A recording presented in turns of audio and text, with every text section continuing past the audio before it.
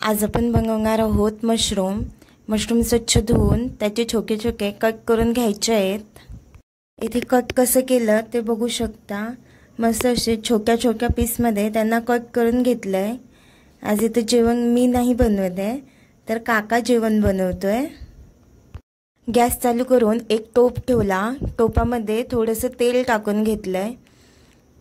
तेल गरम झाल्यानंतर आपल्याला त्यामध्ये आडव्या उभ्या चिरून घेतलेल्या 6-7 मिरच्या तेल गरम झाल्यानंतर त्यामध्ये टाकायच्या आहेत।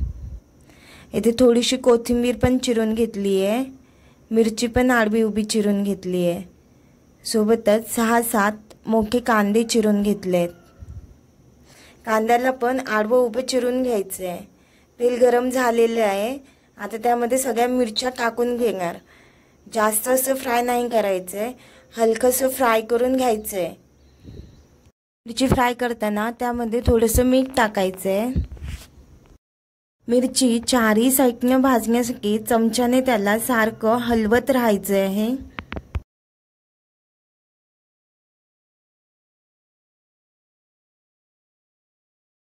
इथे मिरची पूर्णपणे फ्राय झालेली आहे। आता त्यामध्ये आडवा उभा चिरून घेतलेला कांदा घालून घेणार आहोत। इथे सर्व कांदा घालून घेतलाय। कांदा पण आपल्याला जास्त फ्राय करायचा नाहीये। कांद्यातील कच्चेपणा कमी होईपर्यंत कांदा फ्राय करायचा। कांदा हलकासा फ्राय झालेला आहे। आता त्यामध्ये सगळे मसाले ॲड करून घेणार। इथे थोडासा घरचा मसाला ॲड केलाय 2 चमचे, सोबतच गरम मसाला जो आईने बनवलेला आहे।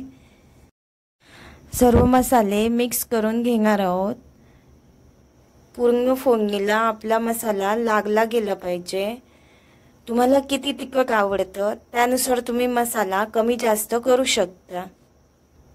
सर्व मसाला ऑलमोस्ट मिक्स झालेला आहे। आता यामध्ये टाकून घेणार आहोत 3-4 आडवे उभे चिरून घेतलेले टोमॅटो सोबतच आपल्याला इथे कोथिंबीर पण पूर्ण ॲड करून घ्यायची आहे। टोमॅटो आणि कोथिंबीर सोबतच फ्राय करणार आहोत। टोमॅटो आणि कोथिंबीर मिक्स झाल्यानंतर त्यामध्ये थोडीशी हळद टाकायची आहे। इथे पूर्णपणे टोमॅटो आणि कोथिंबीर मिक्स करून घेतलेली आहे। आता त्यामध्ये थोडीशी हळद टाकून घेणार आहोत।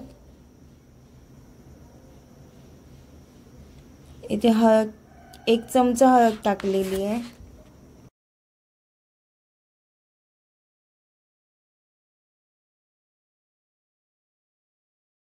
हळद टाकून ती मिक्स करून घ्यायची आहे। मिक्स झाल्यानंतर एक झाकण ठेवायचंय। झाकणामध्ये थोडंसं पाणी टाकायचंय। पाणी टाकून आपल्याला 7 ते 8 मिनिटं तसंच सगळं ठेवायचंय, जेणेकरून टोमॅटो आपला शिजला पाहिजे। टोमॅटो शिजल्यानंतर आपल्याला पुढची स्टेप फॉलो करायची आहे। इथे झाकण ठेवलंय। झाकणामध्ये पाणी ॲड केलंय। पाणी आपल्याला फोडणीमध्ये टाकायचं नाहीये, तर वर ठेवायचंय।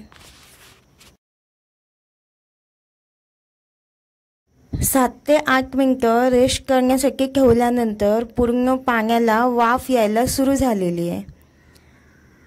आता आपण चेक करणार आहोत की टोमॅटो शिजला की नाही आहे ते। जर शिजला नसेल तर पुन्हा झाकण ठेवून तो शिजवून घ्यावा लागेल। इथे झाकण येत नाहीये, काका काढायचा प्रयत्न करतोय। ओके, फायनली झाकण आलंय।